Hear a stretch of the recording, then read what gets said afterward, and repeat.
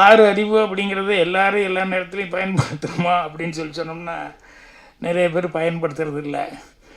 ஆனால் இந்த படத்துக்கு வந்து டைட்டில் வந்து ஆறு அறிவுன்னு வச்சுருக்காங்க. அவர் என்ன ஐடியாவில் விஜயன் அவர்கள் என்ன ஐடியாவில் விஜய் டைரக்டர் வந்து வச்சுருக்காருன்னு எனக்கு தெரியல. ஆனால் படம் பார்க்கும்போது அதில் மெயினாக தான் இந்த கான்செப்ட் என்னங்கிறது தெரியுது.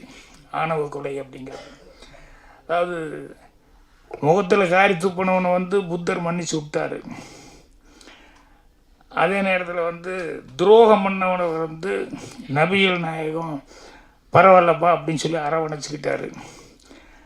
கன்னத்தில் அரைஞ்சவனை வந்து அவனுக்கு இன்னொரு கன்னத்தை காமிக்கணும் ஏசுநாதர் கன்னத்தை காமிச்சார்.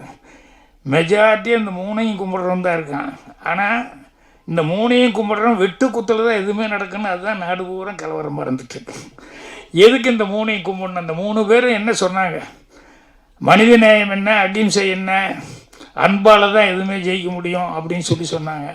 நீ எல்லாமே அதை கும்பிடுற, ஆனால் வந்து அது பிரகாரம் நடந்துக்கிறியான்னு சொன்னால் அது நடக்க மாட்டேங்கிறான்.